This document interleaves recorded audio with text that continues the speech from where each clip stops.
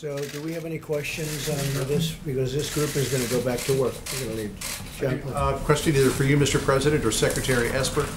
What has changed that is allowing these assets to be deployed now, whereas General Barr said in the past they were not available? Well, for a long time, we've had a lot of drugs coming into our country, and it's not that it's increased. We've probably got it down a little bit, but it's still a tremendous number. Families are being ruined, lives are being ruined. It's an incredible thing, especially as you're at this position. You would never believe it. I see things that nobody would believe. I see reports that nobody would believe. So I met with the group behind me, all of them, and we said, what do you think we can do? And they think they can interdict. They think that we can stop it before it gets to the shores. And they're coming from all over the place. And we have incredibly talented people. So I think I'm going to let Mark just give them a little bit of an answer to that. But we just want to see if we can stop a good percentage of the drugs coming into our country. Sure thing. Thanks, Mr. President. So first of all, it's simply a matter of prioritization. The President's given us very clear guidance on what's important to him and protecting the American people. And as some of you know, I began a review months ago looking at all of our different geographic combatant commands and looking at where we can free up time, money, and resources to put into other endeavors. In this case, we had scrutinized our inventory fairly closely. The Chairman Milley did a great deal of work on this with Admiral Gilday, and we felt that there was no risk to the fleet, to our operations, to free up, in this case, naval ships. We also freed up aircraft and other assets to apply them to this presidential priority. And of course, the Coast Guard did the same. So it was a very good operation. We feel this is very important to the American people and completely in line with the President's direction. And how long will you be able to keep up this operational tempo? Well, it depends. What we're going to do is we're going to run it for some matter of time. I'm not going to disclose how long that will be, and then we will assess it. And then we'll make adjustments from there. We may increase, we may decrease, we may sustain as is. But this will be an assessment we will do as an interagency team. We'll report back to the President, and we'll take further guidance from there. And, you know, we didn't do it for this reason, but it'll also have an impact on the virus because we have people trying to get in. So not only drugs, but now we have a new phenomena, and that's at least for the next, hopefully, short period of time, the virus. So we'll be able to have an impact on that too, please. Yeah, Mr. President, could you expand on that a little bit, because you tie it to COVID-19, saying that these drug cartels were taking advantage of the situation, of this pandemic. How exactly? Well, because we're focused on so many other parts of the country and even parts of the world. And all of a sudden, areas where we had it clamped down pretty tight. In fairness, you know, the wall is up to about 160 miles already. And any areas where we have that wall, it's for the most part contiguous. We have fill-ins, but we're up to 161 miles exactly. And any place where you have that wall, other than walking around it on the edges, it's stopping everybody cold. I mean, we're stopping. Nobody's seen anything like it. That's how good it works. And the other side knew it worked that well, everybody, because everybody was for it 5 years ago. All of a sudden, they changed. It's having a tremendous impact. But we are now focused on so many different things because of what's happened, because of this horrible, I say it's a horrible phenomena, that now we've got to focus on drugs. And the drugs come in from different methods, and we have the best people at sea anywhere in the world. So we'll have a tremendous impact on drugs. But one of the other things will also have an impact, we think, on the virus. Okay? Yeah, please. Ambassador O'Brien, did China underreport both the number of cases and the death toll from the coronavirus? And if that's the case, Mr. President, what does that mean for our relationship with China and your relationship with President Xi? Well, number one, I think the President has a great relationship with President Xi, and we'd like to have a great relationship with China. Unfortunately, we're just not in a position to confirm any of the numbers that are coming out of China. There's no way to confirm any of those numbers. There's lots of public reporting on whether the numbers are too low. You've got access to those reports that are coming out of Chinese social media and some of the few reporters that are left in China. We just have no way to confirm any of those numbers. Thank you. We really don't know. How do we know whether they underreported or reported however they report? But we had a great call the other night. We're working together on a lot of different things, including trade. They're buying a lot. They're spending a lot of money. They're giving it to our farmers. They're paying our farmers for the product. So, you know, we're gonna continue that along. John, yeah? I have another one, sir. You tweeted earlier today that there was, you have uncovered intelligence that there is a sneak attack being planned against American troops, American assets in Iraq. Are we talking about Kataib Hezbollah again? Also, I don't want you're to say, saying- but we just have information that they were planning something, and it's very good information. It was led by Iran, not necessarily Iran, but by groups supported by Iran, but that to me is Iran. And we're just saying, don't do it.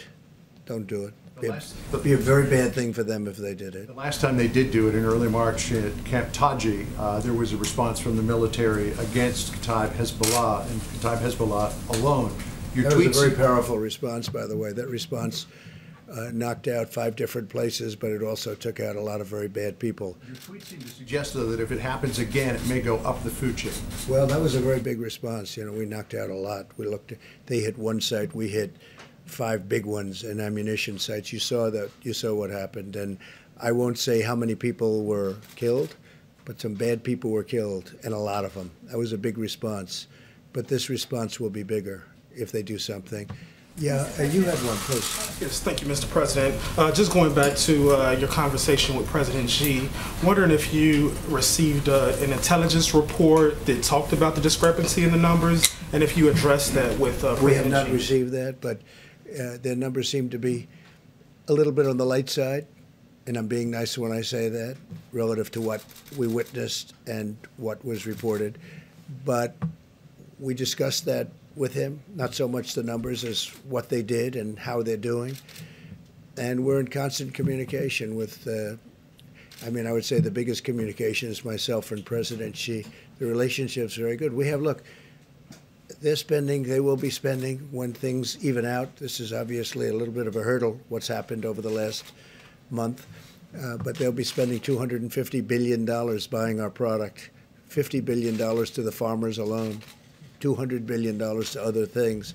They never did that before. So we have a great trade deal, and we'd like to keep it. They'd like to keep it, and the relationship is good. As to whether or not their numbers are accurate, I'm not an accountant from China. Strain things at all in terms of the trade deals? No, because people just don't know. People don't know where did it come from. I think we all understand where it came from, and President Xi understands that, and we don't have to make a big deal out of it. We didn't like the fact that they said it came from our soldiers, and they haven't pursued that. It was, and that was a mid-level person said that. That was not a high-level person. So I will always assume the best. I'll assume the high-level people didn't know about it. It was a foolish statement. So look, the relationship with China is a good one, and my relationship with him is, really good. Please. Can I follow up just on that point on Chinese propaganda that you mentioned, as well as Ambassador O'Brien? So in the past several weeks, China has been shipping PPEs, masks. They've either been selling or donating everywhere: Africa, Europe, Italy, Russia, and really pushing this narrative that they're taking on a global leadership role in the crisis. So what are your thoughts on that? And is there any plan for the Well, I don't mind if they administration want to take on that to. role? I view that as a positive if they're helping other countries. We have 151 countries right now that are under siege by the virus, under siege. Some are doing really badly.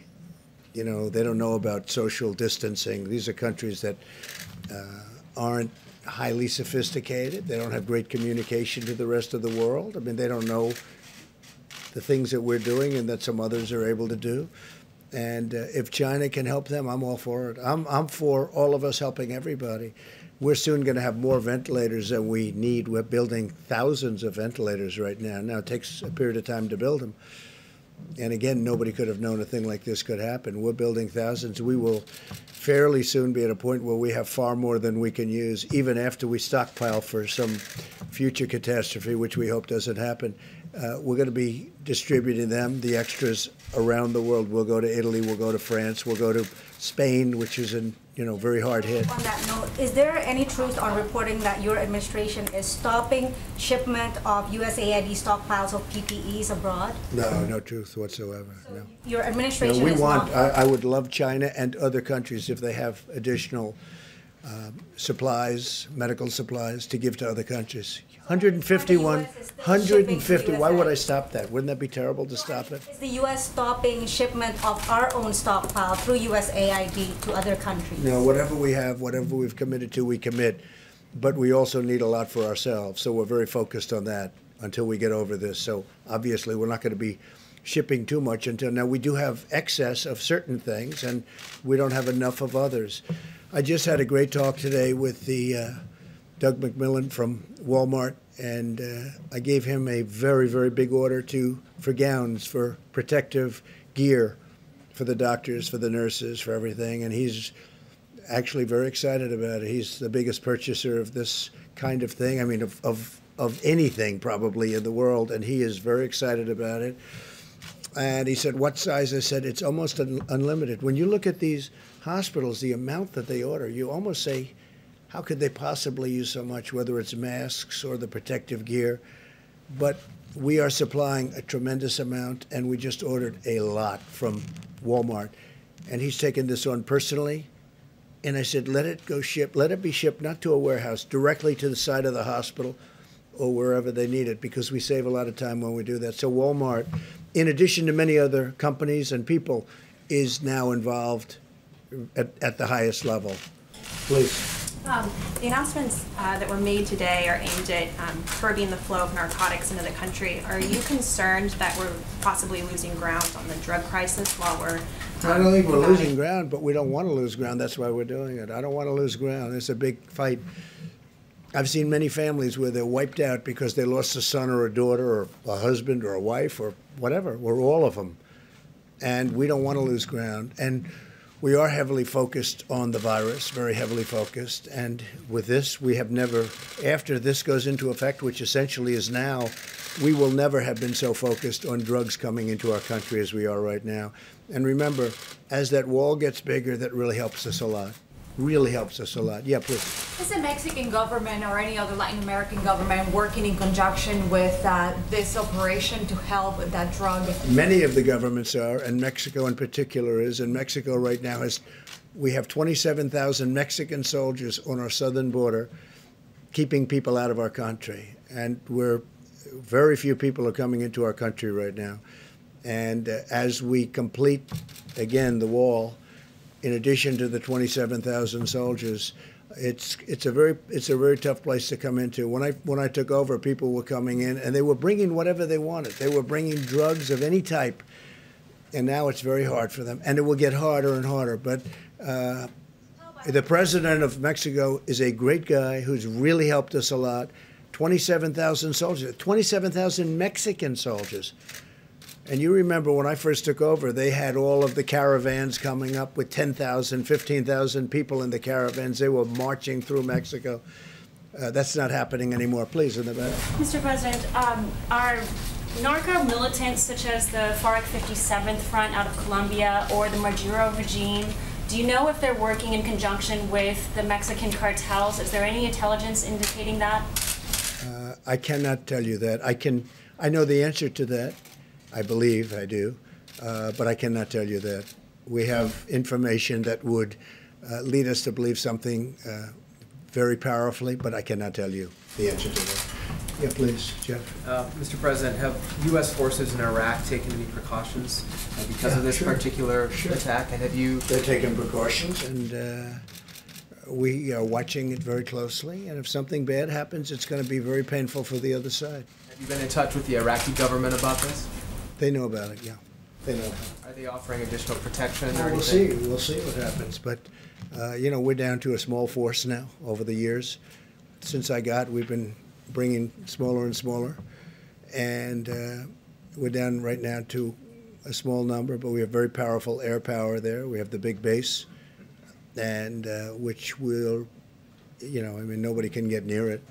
And nobody can even get near that. But we've really largely left. We've taken tremendous amounts out, and we've deployed them elsewhere, including bringing some back home. And do you think tweeting about it will help prevent that from happening, or perhaps give them a heads up? It's social media. It gets out. I have, hundreds of millions of people. #1 on Facebook. Did you know I was #1 on Facebook? And I just found out I'm #1 on Facebook. I thought that was very nice, for whatever it means. No, it represents something, and when I can explain to people, just don't do it. It's going to be bad if you do. It's going to be really bad. And they don't need to do it. They have enough problems. Iran has enough problems without doing that.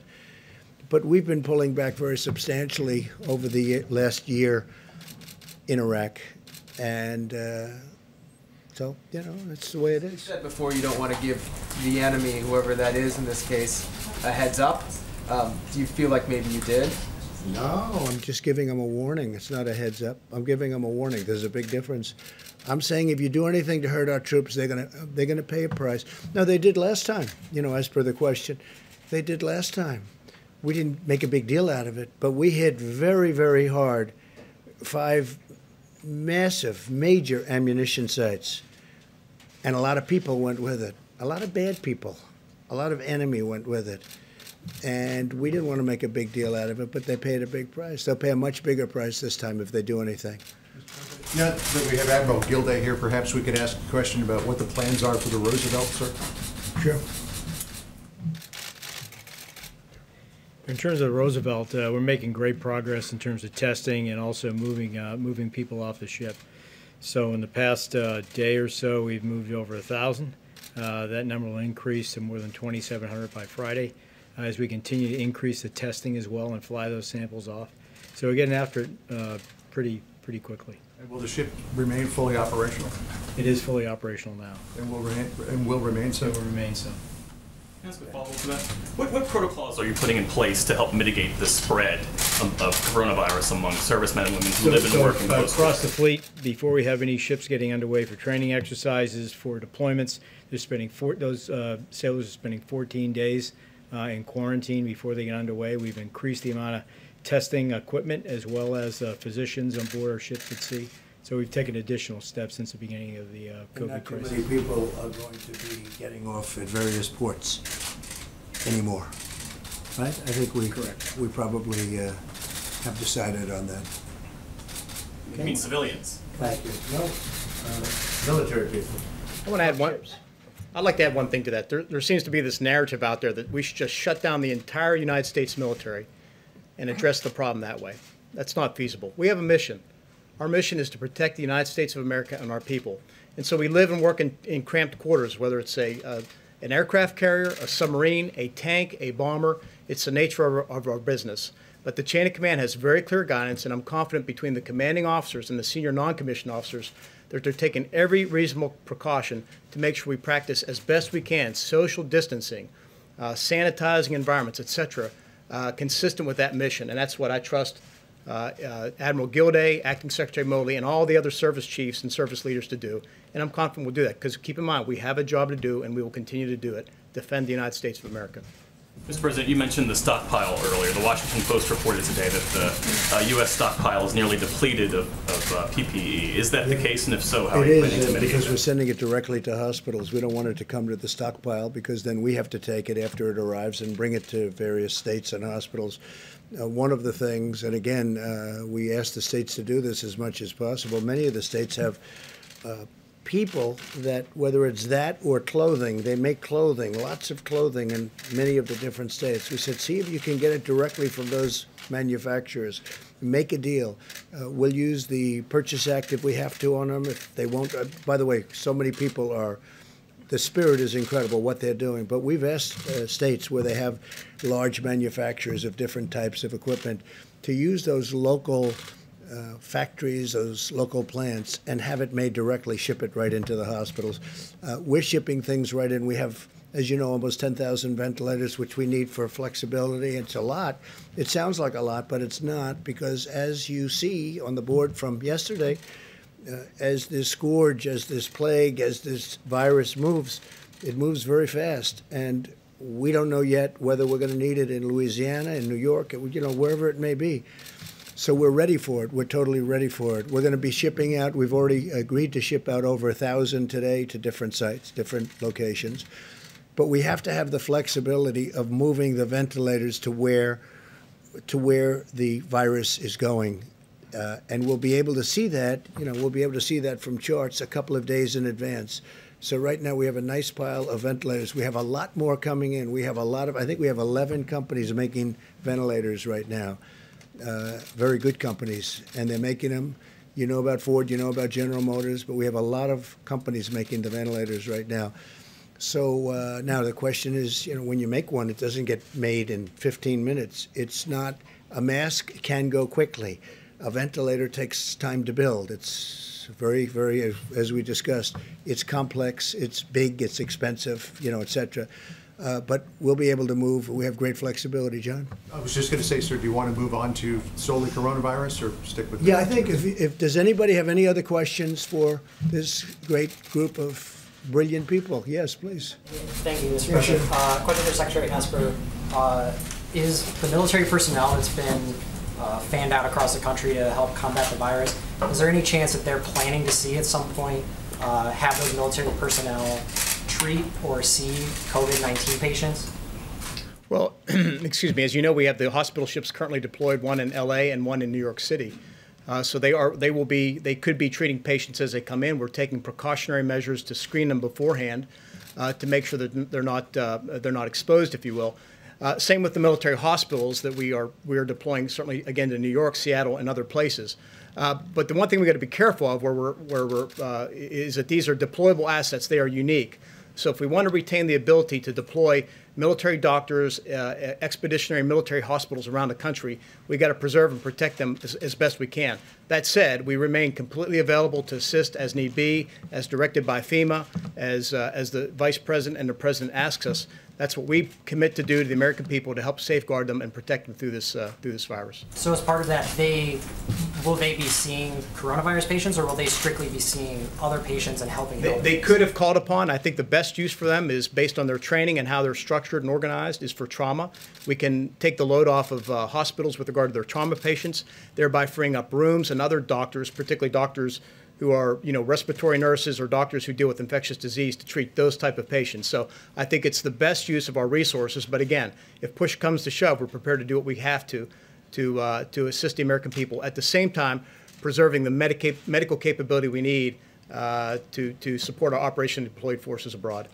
And we're looking at doing 2 additional brand new hospital ships, because these ships have really, they've really struck a blow, very positive blow for what they're doing, going to Los Angeles, going into New York. So we're looking very seriously at building 2 additional ships of about the same size. Building 2 new ones or deploying 2? It'll either be, building, but we're looking at building either 2 new ones or doing the renovation of another large ship. But this has really worked out well, so probably 2 brand new ones. So, Mr. President, is this concerning the gentleman, or do you want them? You don't want them to get back to work and capture all those bad people? A follow-up, Mr. President, or Mr. Sure, Secretary. I know that Secretary Wilkie has said he's on standby, waiting to hear if VA hospitals need to be opened, the doors need to be opened to civilians. True. Are you talking about that? Yes, Could we see that happen? How soon could that happen? Yeah, certain can move very quickly. He's a very capable man. We're ready to move very quickly. As an example, in Louisiana, they have a very big hospital, so we're looking to move very quickly if we need them. Hopefully we won't need them. Soon? We're going to find out pretty soon. We're only going to know when, at the time it happens. We prepare for the worst. We are preparing for the worst. Unfortunately, that's the way we have to look at it. Just to follow up on the purpose of these naval ships, you mentioned something about treating trauma patients, and I'm just curious. What about things like giving birth? Would mothers be expected in New York, for example? Well, as I understand, they're not doing that on the ship. That's the one thing they're not doing outside of the COVID-19. They're not doing that. The birth of a baby not being done on the ships. Okay. Can I have a follow-up question with Attorney General Barr, please? This has to do with the visa restrictions on immigrant doctors. Is the administration considering easing the restrictions or waiving restrictions for doctors with J1 or H1B visas so they can help other doctors during this crisis? Actually, the immigration laws are no longer under the administration of the Department of Justice, and I haven't been participating in any of those discussions. What about you, Mr. President? Can you respond to that question, Mr. President? To Secretary Esper, the WHO, this is on the topic of coronavirus in Iran. The WHO confirms that Iran is vastly underreporting its coronavirus cases, not just cases, but fatalities. According to on-the-ground estimates, that might be as high as 15,500 deaths. 32 commanders in the military in Iran are now confirmed either in dire condition or dead. You have 8% of the parliament now down with coronavirus. So is Iran's soundings of aggressions today that President Trump just tweeted about. Do you think strategically, is that a bluff on their part, or is this a sign of very clear desperation? Where are you strategically on that? Well, first and foremost, we empathize for the Iranian people. I mean, they clearly have been hit hard. As you know, I think the president's spoken about it, certainly Secretary Pompeo. We've offered assistance, we've offered medical supplies, et cetera. They have refused that. I think if the Iranian regime put more interest in terms of taking care of their people, in the context of this virus, they would be better served. Instead, the Iranian regime continues to want to spread its malign activities throughout the region. They want to continue to send out the Quds Force and others to cause problems throughout the region. We know that in one way, shape, or form, they're either resourcing, directing, approving, or whatever operations for Shia militia groups in Iraq that are targeting American forces. So I think at the end of the day, again, I feel deep concern for the Iranian people. The important thing is that the Iranian government should focus on them and stop this malign behavior that they've been conducting now for over 40 years. I think the entire region, and certainly the Iranian people, would be better off for it. And I happen to think they want to make a deal. They just don't know really how to start. And they've been given some bad advice by former Secretary Kerry, some very bad advice. And I really think they want to make a deal, which is the Logan Act, but would have to look at the Logan Act. All you have to do is take a look. I think they've been given very bad advice by Secretary Kerry. I think that they're dying to make a deal. Look, their country's in trouble. Their economics are shot. They've got a lot of bad things going. I think they'd like to make a deal. They can get it settled very quickly. No nuclear weapons. No nuclear weapons. They can't have nuclear weapons. It's very simple. Okay, let's let these folks get back to work. Is that okay? Thank you all very much.